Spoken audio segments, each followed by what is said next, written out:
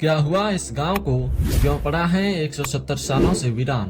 क्या वास्तव में भूत रहते हैं इस गांव में? दोस्तों, हमारे देश भारत के कई शहर अपने दामन में कई रहस्यमयी घटनाओं को समेटे हुए हैं। ऐसी ही एक घटना है राजस्थान के जैसलमेर जिले के कुल्धरा गांव की। यह गांव पिछले 170 सालों से वीरान पड़ा है।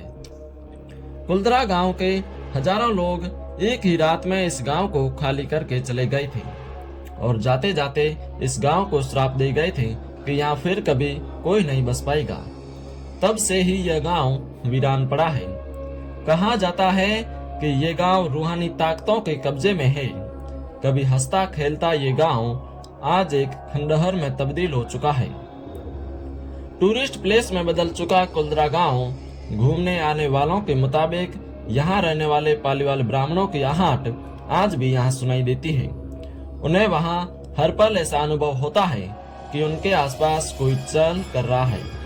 बाजार के चहल पहल की आवाजें आती हैं।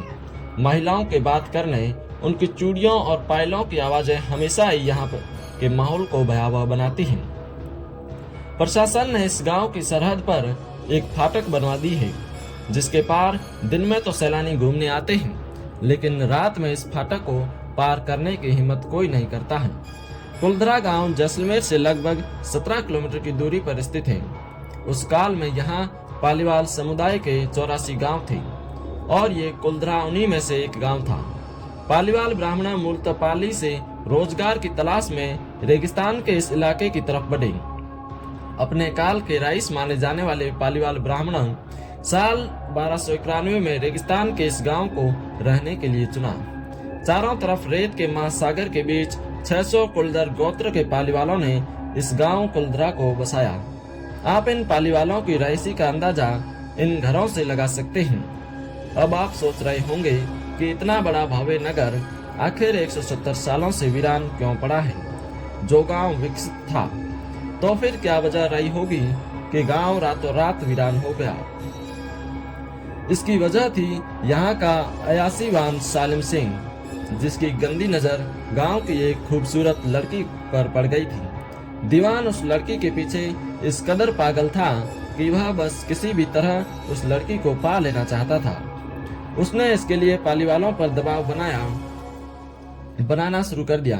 हद तो तब हो गई जब सत्ता के मत पर चूर दीवान ने लड़की के घर संदेश भिजवाया कि यदि अगले पूर्णमासी तक उसे लड़की नहीं मिली तो वह संपूर्ण गांव पर हमला करके लड़की को उठा ले जाएगा।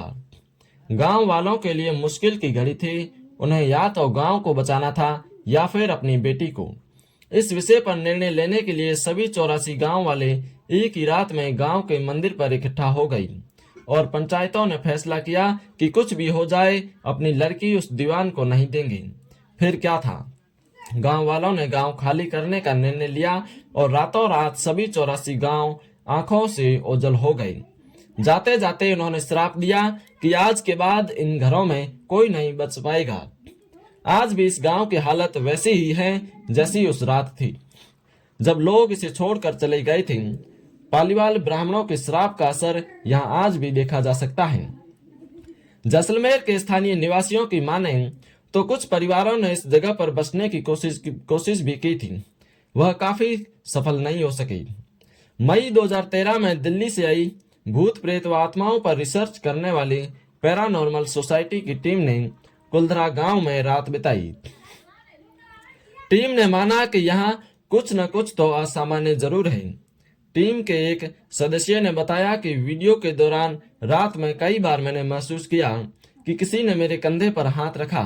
जब मैंने पीछे मुड़कर देखा तो वहां कोई नहीं था।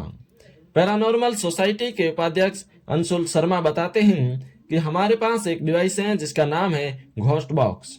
इस डिवाइस का हमने प्रयोग किया तो कुछ आवाजें आई तो कहीं असामान्य रूप से आत्माओं ने अपने नाम भी बताई। शनिवार 4 मई को जो टीम कुल्धरा गई थी, उनकी गाड़ियों पर बच्चों के हाथों के निशान भी मिले।